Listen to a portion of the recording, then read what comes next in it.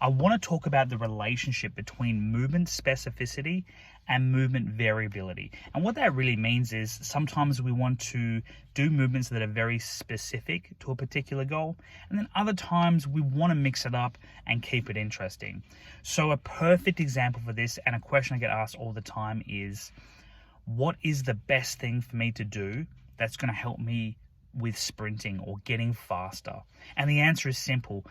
To get better at sprinting, the best thing you can do is more sprinting.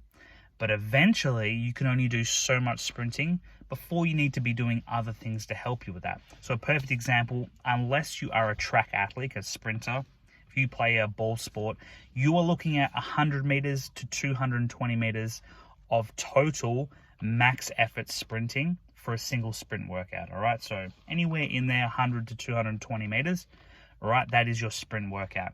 You may be able to get away with doing that twice a week at most.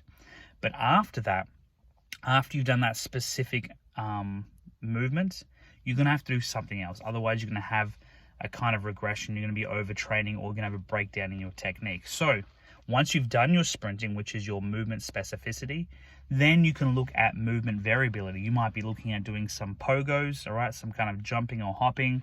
You can do repeat plyometric jumps, anything where you're being explosive, all right?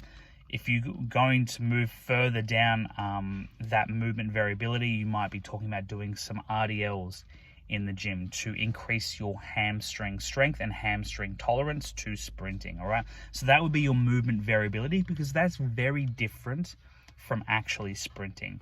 So there is a balance we want to find between these two things, all right? It's important to keep in mind what we really need to be doing to stay specific to that movement, but then not going over the top and only doing that one thing. We also want a little bit of variety so we can keep that balance between those two things. And keeping that balance in mind is going to give you the best outcomes for your training.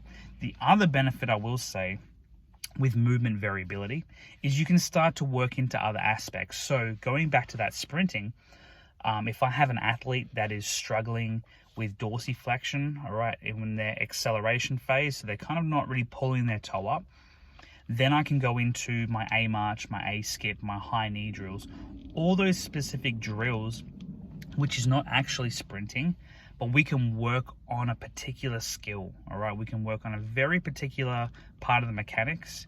We can build it up, we can get it right, and then we can go back and apply it to our sprinting, all right? So there is a relationship between those two things, and getting that balance is going to give you the best results in your training.